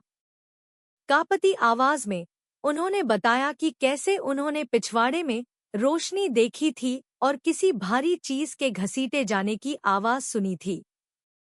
उनकी गवाही ने सरकारी वकील के इल्जामात को और पुख्ता कर दिया। जब सारे गवाह हो गए तो जज ने पीड़ित परिवार को बोलने का आखिरी मौका दिया। श्रीमती राधा कांपते हुए खड़ी हुईं। उनकी आंखें लाल थीं। धीमी, दर्द भरी आवाज में उन्होंने कहा, विक्रम, हमने अपनी बेटी तुम पर भरोसा करके तुम्हें सौंपी थी। हमने सोचा था कि तुम उसकी देखभाल करोगे, उसकी हिफाजत करोगे, लेकिन तुमने ही उसे मार डाला। तुमने हमारी बेटी को हमसे छीन लिया। तुमने हमारे नाती को उसकी माँ से छीन लिया। तुम्हें कोई भी सजा मिल जाए, वह हमारे इस दर्द की भरपाई कभी नहीं कर सकती। कोर्ट रूम में मातम छा गया। कुछ लोग तो अपने जज्बात पर काबू नहीं रख पाए और चिल्लाने लगे कि जज उसे सबसे कड़ी सजा दे। इसके बाद माहौल फिर शांत हो गया। जज ने यह कहते हुए उस दिन की सुनवाई खत्म कर दी कि फैसला अगली सुनवाई में सुनाया जाएगा। सब लोग तनाव से भरे चेहरों के साथ कमरे से बाहर निकले। बाहर मीडिया पीड़ित परिवार का इंटरव्यू लेने के लिए टूट पड़ी। श्री सुरेश ने बस इतना कहा, हमें सिर्फ इंसाफ चाहिए और कुछ नहीं। जबकि श्रीमती राधा बात करने की हालत में नहीं थी। वह बस दीपा की तस्वीर को जोर से सीने से लगाए रही, मानो उन्हें डर हो कि यह तस्वीर भी कहीं खो न जाए। विक्रम को पीले पड़े चेहरे के साथ वापस हवालात ले जाया गया। उसके कदम लड़खड़ा रहे थे, जैसे उसे अब जाकर एहसास हुआ हो कि उसे कितनी भारी कीमत चुकानी पड़ेगी। जेल की कोठरी में वह सिर्फ सिर झुकाए बैठा रहा, अपनी पत्नी की खामोश चीखों की परछाइयों से घिर गया। दूसरी तरफ सिमन वेटिंग रूम में खाली चेहरे के साथ बैठी थी। वह रो रही थी, लेकिन अब उसके आंसुओं में गहरा पछतावा मिला हुआ था। उसे एहसास हो गया था कि उसकी जिंदगी अब कभी पहले जैसी नहीं होगी। उस दिन पूरा बशीरहाट हिल गया था। मुकदमा अभी खत्म नहीं हुआ था, लेकिन लोग जान चुके थे कि एक काले इश्क के लिए अपनी पत्नी को मछली के तालाब में दफनाने वाले आदमी को कोई माफी नहीं मिलने वाली थी। आखिरकार फैसले का दिन आ ही गया। सुबह से ही बारासात जिला अदालत का अहाता उन लोगों से भरा हुआ था जो उस काले ड्रामे का अंत देखने आए थे, जिसने उनके गांव को हिलाकर रख दिया था। अलग अलग मीडिया के पत्रकार भी दरवाजे पर जमा थे। कैमरे तान दिए गए थे, माइक आगे बढ़ा दिए गए थे। सब उस पल का इंतजार कर रहे थे जो विक्रम बनर्जी और सिमन कौर की किस्मत का फैसला करने वाला था। कोर्ट रूम के अंदर माहौल पिछली बार से कहीं ज्यादा तनावपूर्ण था। सीटें परिवार वालों, गांव वालों और मीडिया से भरी थी। हवा भारी लग रही थी। हर कोई जज के हथौड़े की आवाज का इंतजार करते हुए अपनी सांसें रोके हुए था। अगली कतार में श्रीमती राधा पीले पड़े चेहरे के साथ बैठी थी। उनके दोनों हाथ गोद में रखे छोटे से पर्स को भींच रहे थे। श्री सुरेश बगल में बैठे थे। उनकी आंखें सीधे कटघरे पर टिकी थी। वे एक शब्द भी नहीं कह रहे थे, बस इंतजार कर रहे थे। कोर्ट रूम का दरवाजा खुला। अधिकारी हथकड़ियों में जकड़े बिक्रम को अंदर लाए। वह दुबला लग रहा था, चेहरा सफेद पड़ चुका था, बाल बिखरे हुए थे। उस मजबूत आदमी की कोई झलक नहीं बची थी जिसे कभी उसका गांव जानता था। वह धीरे धीरे चल रहा था। उसका सिर झुका हुआ था जैसे वह किसी का चेहरा देखने से डर रहा हो। उसके पीछे सिमरन कौर सूजे हुए चेहरे के साथ दाखिल हुई। उसकी आंखें रो रो कर सूज गई थी। वह एक मूर्ति की तरह बैठ गई, जमीन को घूरती रही। उसमें पीड़ित परिवार की तरफ देखने की हिम्मत नहीं थी। जज साहिबान कमरे में दाखिल हुए। सब खड़े हो गए। पहले हथौड़े की आवाज के बाद मुख्य जज ने फैसला पढ़ना शुरू किया। उनकी आवाज शांत लेकिन सख्त थी, जो उस खामोश कमरे में गूंज रही थी। उन्होंने पूरी घटना, सबूतों, गवाहियों का ब्यौरा दिया और अंत में घोषणा की कि बिक्रम बनर्जी का जुर्म सोची समझी साजिश के तहत की गई हत्या के तौर पर कानूनी रूप से और संदेह से परे साबित होता है। इसके साथ यह अदालत अभियुक्त बिक्रम बनर्जी को फांसी की सजा, मौत की सजा सुनाती है। जज ने जोर से कहा। कोर्ट रूम में पल भर के लिए कोहराम मच गया। कुछ लोग धीमे से चीखे, कुछ ने लंबी सांसें ली। श्रीमती राधा रुमाल से अपना मुंह ढंककर जोर जोर से रो पड़ी। श्री सुरेश ने धीरे से सिर हिलाया। उनकी आंखों में आंसू थे। उनके लिए यह फैसला इंसाफ था, भले ही यह दीपा को वापस नहीं ला सकता था। बिक्रम कटघरे में खामोश बैठा रहा। उसका शरीर पस्त हो गया था, चेहरा सफेद, होंठ कांप रहे थे लेकिन कोई आवाज नहीं निकली। उसकी आंखें खाली थी, सामने देख रही थी मानो उसके सामने पूरी दुनिया ढह गई हो। उसने एक पल के लिए पीछे की कतार में बैठे अपने परिवार की तरफ देखा, लेकिन फौरन सिर झुका लिया। वह उनका सामना नहीं कर सका। जज ने फिर सिमरन कौर के लिए फैसला पढ़ना जारी रखा। सबूतों और गवाहियों के आधार पर वह सीधे तौर पर हत्या में शामिल साबित नहीं होती है, लेकिन उसे जुर्म की जानकारी होने और उसकी रिपोर्ट न करने का दोषी पाया जाता है। इसलिए यह अदालत सिमरन कौर को 3 साल की कैद की सजा सुनाती है। सिमरन फौरन हिस्टेरिक होकर रो पड़ी। उसका शरीर कांपने लगा। उसने अपना चेहरा हाथों से ढक लिया। वह बार बार धीमी आवाज में कहती रही, मुझे नहीं पता था, मुझे नहीं पता था। लेकिन उसके आंसू फैसले को नहीं बदल सकते थे। उसे सजा काटनी ही थी। बिक्रम के मुकाबले यह सजा हल्की थी, लेकिन कोर्ट रूम जज्बातों से भरा हुआ था। कुछ गांव वाले जोर से कह रहे थे कि यह सजा सही है, कि आखिरकार दीपा को इंसाफ मिला। लेकिन कुछ ऐसे भी थे जो बस खामोश थे। उनके चेहरों पर राहत और खौफ मिला जुला था। श्रीमती राधा अपनी कुर्सी से उठीं। उनका शरीर कमजोर था, फिर भी वह धीरे धीरे दरवाजे की ओर बढ़ी। उनके हाथ में अभी भी दीपा की तस्वीर कसकर दबी हुई थी। कटघरे के पास से गुजरते हुए वह एक पल के लिए रुकी। उनकी आंखें आंसुओं से भरी थी। उन्होंने बिक्रम को देखा। धीमी मगर दर्द भरी आवाज में उन्होंने कहा, बिक्रम, तुमने सिर्फ दीपा को नहीं मारा, तुमने हमारी जिंदगी का एक हिस्सा भी मार दिया। उम्मीद है भगवान तुम्हें इंसानी अदालत से ज्यादा सजा देगा। इसके बाद वह लड़खड़ाते कदमों से बाहर चली गईं। श्री सुरेश उनके पीछे पीछे गए। उनका चेहरा बिना किसी भाव के ठंडा था, लेकिन दिल में एक हल्का सा सुकून था। वह जानते थे कि उनका दर्द खत्म नहीं होगा। लेकिन कम से कम दीपा को वह इंसाफ मिल गया जिसकी वह हकदार थी। जज के जाने के बाद अधिकारी फौरन बिक्रम को वापस हवालात ले गए। उसके कदम लड़खड़ा रहे थे, शरीर में जान नहीं बची थी। अब कोई नाटक नहीं था, वफादार पति का वह नकाब नहीं था जिसे उसने इतनी सफाई से बुना था। अब वह सिर्फ एक आदमी था जो लोहे की सलाखों के पीछे अपनी मौत का इंतजार कर रहा था। अदालत के बाहर माहौल और गर्मा गया। पत्रकार तेजी से फैसले की रिपोर्टिंग करने लगे। बिक्रम बनर्जी को फांसी की सजा की खबर तुरंत पूरे देश में फैल गई।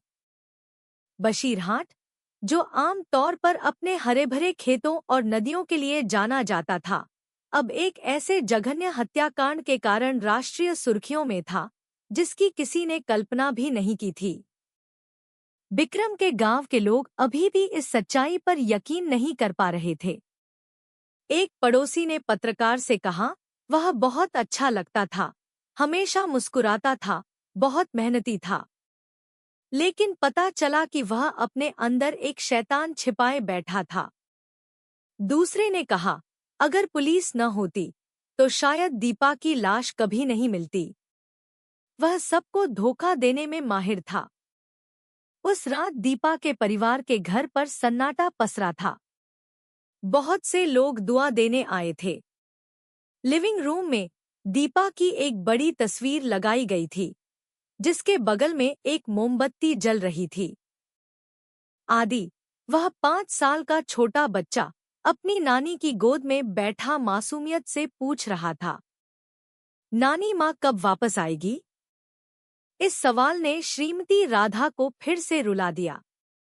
श्री सुरेश बस अपने नाती को जोर से गले लगा सके उन आंसुओं को छिपाने की कोशिश करते हुए जो उनके गालों पर लुढ़क आए थे। इस मामले ने न सिर्फ पीड़ित परिवार के लिए बल्कि पूरे समाज के लिए एक गहरा जख्म छोड़ दिया था। लोगों को यह एहसास होने लगा था कि जब हवस और अहंकार इंसान के दिल पर कब्जा कर लेते हैं तो वह कितना खतरनाक हो सकता है। एक पति कातिल बन सकता है। एक पिता सिर्फ दूसरी औरत और झूठी शान के लिए अपने ही बच्चे की मां की बलि दे सकता है। इंस्पेक्टर विक्रम के लिए यह फैसला एक लंबी लड़ाई का अंत था, लेकिन उनके दिल में वह जानते थे कि यह काम कभी भी पूरी तरह खत्म नहीं होता। हर बार जब वह एक केस बंद करते हैं, एक नया केस इंतजार कर रहा होता है। फिर भी उन्हें संतोष था कि सच्चाई आखिरकार सामने आ गई।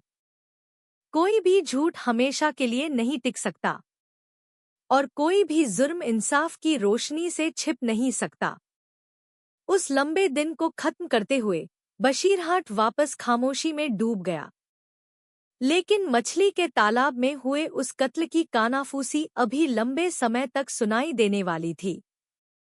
यह एक काली कहानी बन गई थी जो एक जुबान से दूसरी जुबान तक जाएगी। एक याद दहानी की इंसान अपने सबसे मिलनसार चेहरे के पीछे सबसे गहरे राज छिपा सकता है। फैसले के बाद के दिन इसमें शामिल सभी लोगों के लिए धीमे और भारी गुजरे। बिक्रम बनर्जी अब आधिकारिक तौर पर मौत की सजा पाया कैदी था। उसे एक खास ब्लॉक में रखा गया, बाकी कैदियों से अलग उस फांसी का इंतजार करते हुए जिसका पता नहीं था कि वह कब दी जाएगी। हर दिन वह अपनी कोठरी के कोने में गुमसुम बैठा रहता। उसकी आंखें खाली नम दीवारों को घूरती रहती। वहां के सिपाही अक्सर कहते थे कि वह बहुत कम बात करता है, बस कभी कभी खुद से बड़बड़ाता है या चुपचाप रोता है।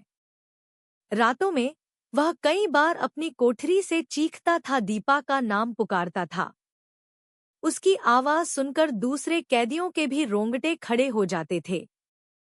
कुछ तो यह भी कहते थे कि बिक्रम को जैसे कोई प्रेत सता रहा हो, कि उसे अपनी पत्नी की परछाई दिखती है जो अंधेरे से कीचड़ की बदबू लिए हुए आती है। एक सिपाही ने बताया था कि एक रात बिक्रम कांपते हुए उठा और कोठरी का दरवाजा खोलने की मिन्नतें करने लगा।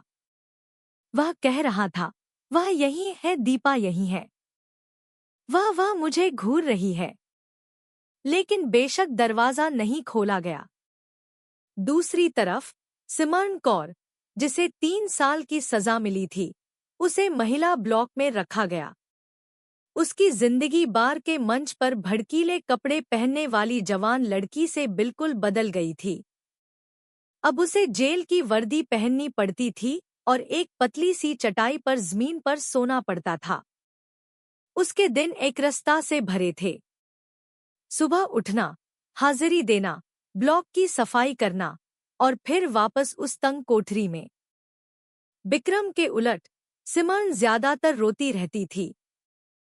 वह अभी भी जवान थी, जेल की सख्त जिंदगी की आदी नहीं थी। हर रात वह विलाप करती, खुद को कोसती कि वह एक गलत आदमी के जाल में फंस गई। उसने कभी नहीं सोचा था कि आराम की जिंदगी की चाहत उसे एक खूनी त्रासदी में घसीट लाएगी। कभी कभी वह अपनी साथी कैदियों से कहती, काश काश वक्त पीछे जा पाता तो मैं बिक्रम से कभी नहीं मिलती। लेकिन पछतावा हमेशा देर से आता है। 3 साल शायद मौत की सजा जितने लंबे नहीं थे, लेकिन इस केस का साया उसकी बाकी की जिंदगी पर मंडराता रहेगा। समाज की नजरों में उस पर एक ऐसी औरत का ठप्पा लग चुका था जो एक परिवार के टूटने की वजह बनी। रिहा होने के बाद कोई नहीं जानता था कि क्या वह सच में एक नई जिंदगी शुरू कर पाएगी। इस बीच दीपा बनर्जी का परिवार दुख से भरे दिन गुजार रहा था। श्रीमती राधा हर सुबह अभी भी आदत के तौर पर एक कप चाय बनाती और फिर यह याद करके रो पड़ती कि उनकी बेटी अब कभी उस डाइनिंग टेबल पर बैठने नहीं आएगी। श्री सुरेश मजबूत रहने की कोशिश करते, लेकिन जब भी वह अपने नाती आदि को अपनी माँ के बारे में पूछते सुनते उन्हें लगता जैसे उनका दिल टुकड़ों में बिखर गया हो। आदि खुद, वह 5 साल का बच्चा, अब उस कमी को ज्यादा महसूस करने लगा था। वह अक्सर शाम को खिड़की के पास खड़ा हो जाता, गांव की सड़क को घूरता जैसे किसी के लौटने का इंतजार कर रहा हो। कभी कभी वह मासूमियत से कहता, बाबा पापा और माँ एक साथ घर क्यों नहीं आते? यह सवाल घर में मौजूद हर किसी को रुला देता था। एक इतने छोटे बच्चे को कोई कैसे समझाए कि उसका पिता एक कातिल है और उसकी माँ उस मछली के तालाब में दफन हो चुकी थी। इंस्पेक्टर विक्रम कई बार दीपा के परिवार से मिलने गए।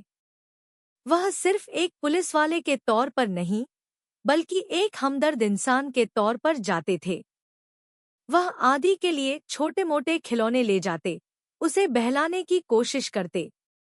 लेकिन वह दिल ही दिल में जानते थे कि कोई भी खिलौना एक माँ के प्यार की जगह नहीं ले सकता।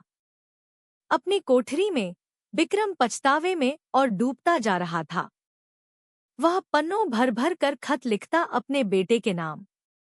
उन खतों में वह अपने किए पर पछताता, माफी मांगता, उम्मीद करता कि एक दिन आदि उसे माफ कर देगा। लेकिन वह खुद भी जानता था कि उसने जो जख्म दिया है वह इतना गहरा है कि कभी नहीं भर सकता। वे खत आखिरकार सिपाही ने इकट्ठा करके परिवार वालों को सौंप दिए। श्री सुरेश ने उन्हें ले तो लिया, लेकिन उन्हें पढ़ने की हिम्मत नहीं जुटा पाए। उन्होंने बस उन्हें एक दराज में बंद करके ताला लगा दिया। शायद एक दिन जब आदि बड़ा हो जाएगा तब वह उसे ये खत दिखाएंगे। जेल में सिमर्न ने भी प्रायश्चित का रास्ता ढूंढने की कोशिश की। वह दूसरी महिला कैदियों के साथ प्रार्थना सभा में शामिल होने लगी, शांति ढूंढने की कोशिश करने लगी। जब भी वह आंखें बंद करती उसे दीपा बनर्जी का चेहरा याद आता, उस औरत का जिसे वह कभी जानती भी नहीं थी, लेकिन जिसकी जिंदगी उसने अनजाने में ही सही बर्बाद कर दी थी। वह अक्सर अपनी दुआओं में फुसफुसाती, मुझे माफ कर दो दीपा, मैं बेवकूफ थी, मुझसे गलती हो गई। जेल की दीवारों के बाहर बशीरहाट के लोग इस केस की बातें करते थे। एक पति का अपनी पत्नी को मारकर लाश को मछली के तालाब में फेंकने का यह किस्सा एक ऐसी काली किंवदंती बन गया था जिसे बार बार दोहराया जाता। बड़े बूढ़े अक्सर इसे नौजवानों को एक चेतावनी के तौर पर सुनाते, नाजायज रिश्तों और लालच के खतरों के बारे में। देखो दीपा का क्या हश्र हुआ। कभी भी अपना घर संसार उजाड़ने का सोचना भी मत, वे कहते। यह मामला कानून के रखवालों के बीच भी एक चिंतन का विषय बन गया। इंस्पेक्टर विक्रम अक्सर इसे अपनी टीम के साथ डिस्कस करते।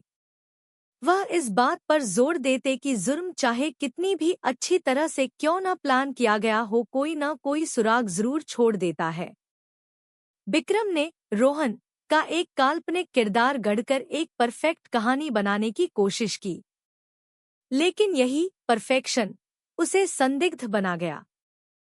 विक्रम के लिए इस तजुर्बे ने इस बात को और पुख्ता कर दिया कि सच्चाई हमेशा अपना रास्ता ढूंढ लेती है। दिन गुजरते गए। विक्रम अपने अकेलेपन में डूबता गया। सिमरन कड़वी सच्चाई को स्वीकार करना सीख रही थी। दीपा का परिवार उस टूटी हुई जिंदगी को फिर से जोड़ने की कोशिश कर रहा था, और बशीरहाट के लोग उस त्रासदी को एक धोखे की कहानी के तौर पर याद रखे हुए थे, जिसकी कीमत खून से चुकाई गई थी। खामोश रातों में खेतों से आती झींगुरों की आवाज लोगों को अक्सर उस रात की याद दिला देती थी जब पहली बार उस मछली के तालाब से वह सड़ांध भरी बदबू आई थी। वह रात उस काले राज के खुलने की शुरुआत थी जो कीचड़ में दफन था, और आज तक भले ही उस तालाब को सुखा दिया गया हो, आसपास के लोग अभी भी उसके करीब जाने से कतराते हैं। उन्हें यकीन है कि दीपा की रूह आज भी वहीं भटकती है, उस सच्चे इंसाफ का इंतजार करते हुए जो सिर्फ भगवान दे सकता है। वक्त गुजरता रहा, साल बीत गए और बशीरहाट की जिंदगी धीरे धीरे अपनी पटरी पर लौटने लगी। लेकिन विक्रम बनर्जी के लिए जेल में गुजरा हर दिन 100 साल जैसा लंबा था। उसे जो फांसी की सजा सुनाई गई थी, वह अभी भी अपनी तारीख का इंतजार कर रही थी। उसे कभी नहीं पता होता था कि जल्लाद उसे लेने कब आएगा, कल, अगले हफ्ते या अगले साल।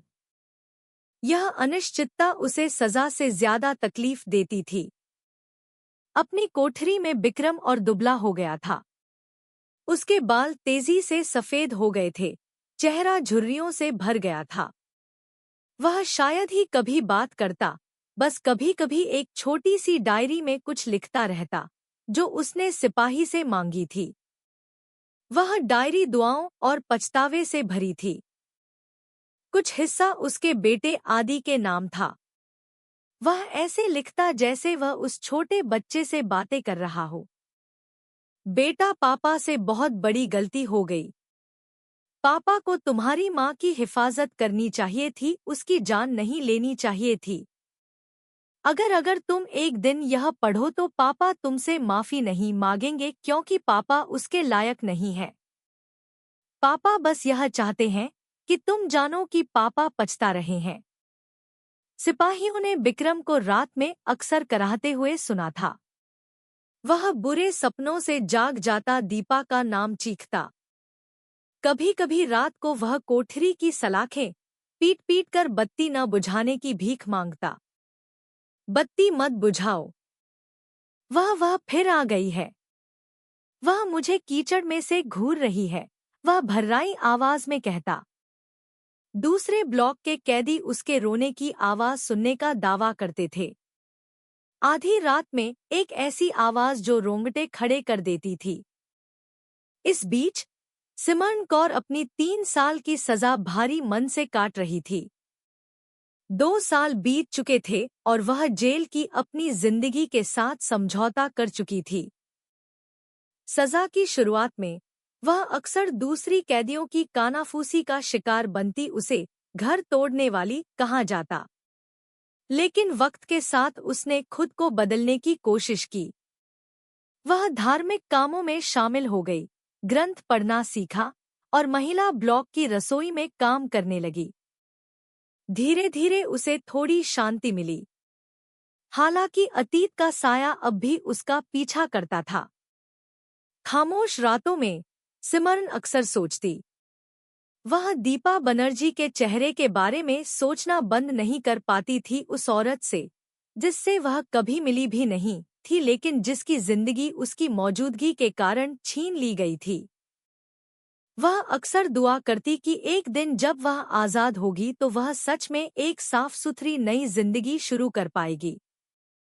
लेकिन वह यह भी जानती थी कि समाज का कलंक हमेशा उसके साथ चिपका रहेगा। 3 साल की जेल बाहर की दुनिया में मिलने वाली उम्रकैद की सजा की बस शुरुआत थी। पीड़ित के घर पर श्रीमती राधा और कमजोर हो गई थी। उनका शरीर अक्सर बीमार रहने लगा था, लेकिन वह अपने नाती के लिए मजबूत बने रहने की कोशिश करती थी। जब भी आदि अपने माँ बाप के बारे में पूछता, वह सिर्फ दुआओं में जवाब दे पाती थी।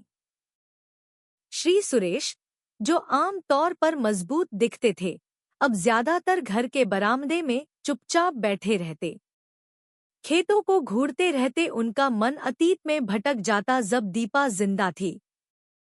वह जख्म कभी नहीं भरा। आदि, जो अब 8 साल का हो गया था, चीजों को ज्यादा समझने लगा था। वह जानता था कि उसकी मां मर चुकी है और वह जानता था कि उसके पिता जेल में हैं। लेकिन जब भी वह अपने हमउम्र दोस्तों को अपने परिवार के बारे में बातें करते सुनता, उसका दिल खाली हो जाता। वह अक्सर अपने दादा से पूछता, दादा, पापा ने माँ को क्यों मारा?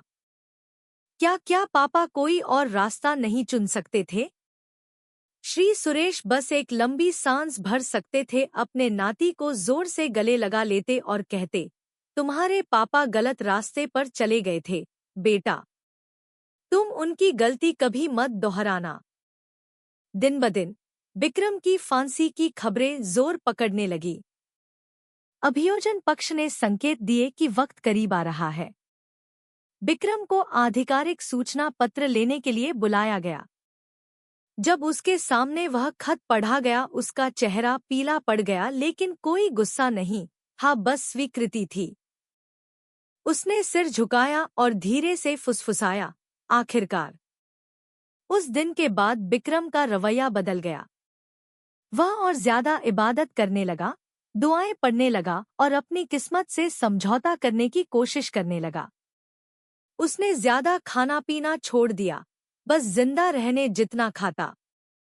सिपाहियों का कहना था कि वह जैसे दुनिया छोड़ चुका हो, बस अपनी बारी बुलाए जाने का इंतजार कर रहा हो।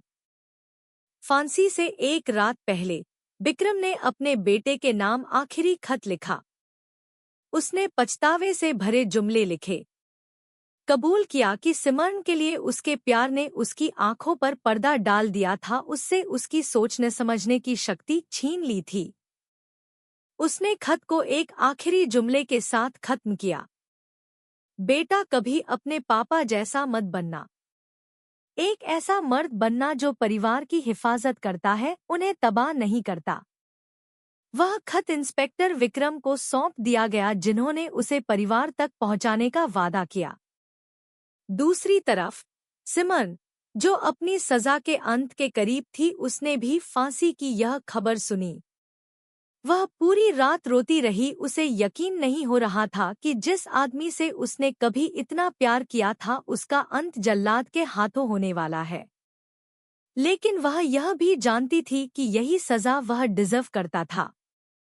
उसके दिल में दया और सुकून के मिलेजुले भाव थे। दया क्योंकि वह कभी विक्रम से प्यार करती थी, सुकून की आखिरकार यह सब खत्म हो गया। और फिर वह दिन आ ही गया। विक्रम को तड़के फांसी के तख्ते पर ले जाया गया। सुबह होने से पहले के अंधेरे में उसे काले कपड़े से ढककर खड़ा किया गया। उसका शरीर कांप रहा था, लेकिन उसने कोई विरोध नहीं किया। एक धार्मिक गुरु उसके बगल में खड़े थे, दुआएं फुसफुसा रहे थे। कुछ मिनटों बाद खामोशी को चीरते हुए तख्ता गिरने की आवाज आई।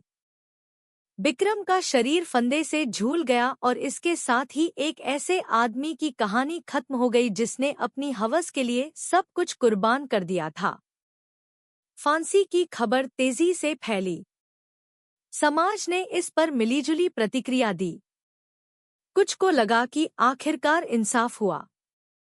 कुछ ऐसे भी थे जिन्हें एक ऐसे पति के दुखद अंत की कल्पना करके अभी भी खौफ महसूस हो रहा था जो कभी इतना आम लगता था। दीपा के घर पर श्रीमती राधा देर तक रोती रहीं। इसलिए नहीं कि उन्होंने अपना दामाद खो दिया था, बल्कि इसलिए कि यह सब खून खराबे के साथ खत्म हुआ था। उन्होंने बस दुआ की कि उनकी बेटी की रूह को आखिरकार शांति मिल जाए। श्री सुरेश ने अपने छोटे नाती को देखा। भारी आवाज में उन्होंने कहा, आज तुम्हारे पापा चले गए। याद रखना, आदि कभी उनकी तरह मत जीना। तुम्हें एक सही आदमी बनना है। आदि ने बस सिर हिलाया। उसकी आंखों में आंसू थे, वह अभी भी पूरी बात नहीं समझ पाया था, लेकिन उसने उन शब्दों का भारी बोझ महसूस कर लिया था। और दूसरी सलाखों के पीछे सिमरन अपनी आज़ादी के दिन का इंतजार कर रही थी। वह जानती थी कि बाहर की दुनिया उसके लिए मेहरबान नहीं होगी, लेकिन उसने ठान लिया था कि वह अपनी गलतियों का प्रायश्चित एक सादी और ईमानदार जिंदगी जीकर करेगी। दीपा बनर्जी का चेहरा हमेशा उसे सताता रहेगा, लेकिन उसे उम्मीद थी कि एक दिन वह खुद के साथ समझौता कर पाएगी। यह मामला आखिरकार अपने अंतिम अंजाम तक पहुंच गया। बिक्रम को उसकी सजा मिल चुकी थी। सिमरन अपनी सजा काट रही थी और पीड़ित का परिवार उन जख्मों को भरने की कोशिश कर रहा था जो शायद कभी नहीं भरेंगे। बशीरहाट वापस शांत हो गया, लेकिन उस मछली के तालाब में हुए कत्ल की कहानी हमेशा यादों में जिंदा रहेगी। एक चेतावनी के तौर पर कि नाजायज इश्क और काली हवस सब कुछ तबाह कर सकती है। बिक्रम बनर्जी की फांसी ने बशीरहाट को हिला देने वाली उस काली त्रासदी के एक अध्याय को बंद कर दिया था। लेकिन भले ही यह मामला कानूनी तौर पर खत्म हो गया हो, इसने जो जख्म दिए थे वे उन सभी लोगों के लिए अभी भी ताज़ा थे जो कभी इस कहानी से जुड़े थे। दीपा के परिवार के लिए बिक्रम की मौत की सजा कोई जीत नहीं थी। यह बस एक लंबे दर्द का अंतिम पड़ाव था। दीपा की जिंदगी कभी वापस नहीं आने वाली थी और आदि का बचपन कभी पहले जैसा नहीं होने वाला था। गांव के किनारे उस सादे से घर में दीपा की तस्वीर अभी भी लिविंग रूम में टंगी थी। हर सुबह श्रीमती राधा उस तस्वीर के सामने अगरबत्ती जलाती दुआ करती कि उनकी बेटी की रूह को शांति मिले। वह अक्सर ऐसे बातें करती जैसे दीपा अभी भी वहीं हो, उसे अपने नाती के बारे में बताती, गुजरे हुए दिनों के बारे में। श्री सुरेश ने खामोशी चुन ली थी। वह अपने खेतों में डूब गए थे, उस खालीपन को काम से भरने की कोशिश करते थे। लेकिन जब भी सूरज ढलता वह बरामदे में बैठ जाते, आसमान को घूरते और बिना कुछ कहे अपने आंसू बहने देते। आदि अपनी जिंदगी में एक बहुत बड़े सवालिया निशान के साथ बड़ा हो रहा था। उसने फिर कभी एक माँ का आंचल महसूस नहीं किया और उसके पिता की याद सिर्फ एक काली कहानी बनकर रह गई थी। लेकिन अपने दादा दादी की परवरिश में वह एक मजबूत बच्चा बनने की कोशिश कर रहा था। स्कूल में टीचर अक्सर कहते थे कि आदि होशियार है, बस उसका चेहरा कभी कभी उदास रहता है। उसने सीख लिया था कि जिंदगी बहुत जालिम हो सकती है और छोटी सी उम्र में ही वह खोने का मतलब समझ गया था। सिमरन कौर 3 साल बाद आखिरकार आजाद हुई। उस सुबह उसने जेल के गेट से लड़खड़ाते कदमों से बाहर कदम रखा। उसे लेने कोई नहीं आया था। बाहर की दुनिया उसे अजनबी, ठंडी और शक भरी नजरों से भरी लग रही थी। उसने सिर झुका लिया, अपने पुराने कपड़ों का एक छोटा सा बैग उठाए।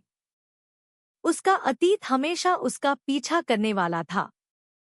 समाज की नजरों में वह हमेशा वही औरत रहेगी जिसकी वजह से एक पति अपनी पत्नी का कातिल बन गया। लेकिन सिमरन ने अब बहस करना या लड़ना छोड़ दिया था। उसने सब कुछ अपने एक गलत फैसले के अंजाम के तौर पर कबूल कर लिया था। उसने बशीरहाट छोड़ने का फैसला किया। वह किसी दूसरे शहर चली गई इस उम्मीद में कि वह एक नई सादी जिंदगी शुरू कर पाएगी। खामोश रातें अब भी उसे सताती थी। दीपा की चीखें, जो उसने कभी असल में नहीं सुनी थी, लेकिन वे हमेशा उसके जहन में गूंजती थी। वह हर रोज दुआ करती कि एक दिन उसे सच में माफ कर दिया जाएगा, हालांकि वह जानती थी कि यह नामुमकिन है। इंस्पेक्टर विक्रम इस केस की फाइल बंद करने के बाद अक्सर सोचते थे। उनके लिए विक्रम बनर्जी का केस इस बात का जीता जागता सबूत था कि कोई भी जुर्म परफेक्ट नहीं होता।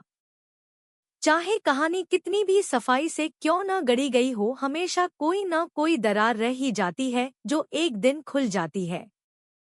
इस मामले में एक पड़ोसी की छोटी सी गवाही, कीचड़ की वह अजीब सी बदबू, यहाँ तक कि एक जासूस की छठी इंद्री, ये सब वे बारीक धागे थे जिन्होंने आखिरकार सच्चाई को एक साथ बुन दिया। वह अक्सर अपनी नई टीम को याद दिलाते, जुर्म कभी भी सच में छिपता नहीं है। सच्चाई हमेशा बाहर आने का रास्ता ढूंढ लेती है। बशीरहाट के लोगों के लिए यह किस्सा एक कड़वा सबक बन गया था। वे अभी भी उस मछली के तालाब के बारे में बातें करते थे जो कभी दीपा की लाश छिपाने की जगह बना था। आज तक बहुत से गांव वाले उसके पास जाने से कतराते हैं। कुछ को यकीन है कि दीपा की रूह वहीं भटकती है, कुछ को बस यह सोचकर खौफ आता है कि एक पति का दिल कितना ठंडा हो सकता है कि वह अपनी रोजी रोटी की जगह को अपनी पत्नी की कब्रगाह बना दे। यह कहानी आखिरकार एक बड़ा पैगाम छोड़ गई। नाजायज रिश्ते, हवस और लालच इंसान को सबसे गहरी खाई में गिरा सकते हैं। विक्रम कोई अजनबी नहीं था। वह एक पति था, एक पिता था, एक पड़ोसी था। वह मेहनती, तमीजदार और आम लगता था, लेकिन उस मिलनसार चेहरे के पीछे उसने एक काली ख्वाहिश पाल रखी थी जो आखिरकार उसे तबाही तक ले गई। सिमरन, जो शुरू में सिर्फ एक बेहतर जिंदगी ढूंढने निकली, एक ऐसी त्रासदी का हिस्सा बन गई जिसकी उसने कभी कल्पना भी नहीं की थी। उसने वह रस्सी नहीं पकड़ी थी जिसने दीपा का गला घोंटा, लेकिन उसकी मौजूदगी एक पति को कातिल बनाने के लिए काफी वजह बन गई। उसने भी सीखा कि हर चुनाव की एक कीमत होती है और उसके चुनाव की कीमत बहुत बहुत ज्यादा थी। दीपा एक सादी सी माँ इस सब का शिकार बन गई। उसकी जिंदगी का अंत दुखद हुआ, किसी बड़ी गलती की वजह से नहीं, बल्कि इसलिए कि उसने अपने परिवार को जो वफादारी दी उसके साथ धोखा हुआ। उसका नाम अब बहुत से लोगों के लिए एक याद दहानी है कि वफादारी की हमेशा कद्र नहीं होती, लेकिन धोखे का फल हमेशा कड़वा होता है। और आदि, वह छोटा बच्चा जिसने अपने दोनों माँ बाप को खो दिया, वह इस सब का सबसे दर्दनाक ज़ख्म है। वह इस बात का जिंदा गवाह है कि माँ बाप के गुनाहों का असर हमेशा बच्चों पर पड़ता है, लेकिन उसी से यह उम्मीद भी निकलती है कि भले ही किसी का जन्म त्रासदी से हुआ हो, वह फिर भी एक बेहतर इंसान बन सकता है अगर वह अपने परिवार के अतीत की गलतियों से सीख ले। इस कहानी का अंत सिर्फ फांसी या जेल नहीं है। इस कहानी का अंत तबाह हुई जिंदगियों के बारे में है, उस प्यार के बारे में है जो एक आपदा में बदल गया, और इस बारे में है कि कैसे हवस इंसान को एक हैवान में बदल सकती है। हर कोई जो इसे सुनेगा वह मिलेजुले जज्बातों के साथ जाएगा, खौफ, दुख और साथ ही एक सबक कि कोई जुर्म परफेक्ट नहीं होता, कोई राज हमेशा के लिए छिप नहीं सकता। वह काला गाढ़ा कीचड़ भी आखिरकार सच्चाई को उगल ही देता है। और यह कहानी हमेशा एक चेतावनी के तौर पर जिंदा रहेगी कि एक छोटा सा गलत चुनाव हमें एक ऐसी खाई में गिरा सकता है जिसकी हमने कभी कल्पना भी न की हो। थोड़ा रुककर सीधे श्रोता से, जो आप इस कहानी को सुन रहे हैं, इससे सबक जरूर लें। अपने परिवार की कद्र करें, वफादारी निभाएं और कभी भी हवस को अपनी जिंदगी पर हावी न होने दें। क्योंकि एक बार हम भटक गए तो शायद वापस लौटने का रास्ता कभी न मिले। अगर आपको लगता है कि इस कहानी ने आपके दिल को छुआ है, तो अपने विचार नीचे कमेंट्स में छोड़ें। इस सबक को दूसरों के साथ शेयर करें और लाइक और सब्सक्राइब करना न भूलें, ताकि आप ऐसी ही दूसरी सच्ची कहानियों से रूबरू होते रहें।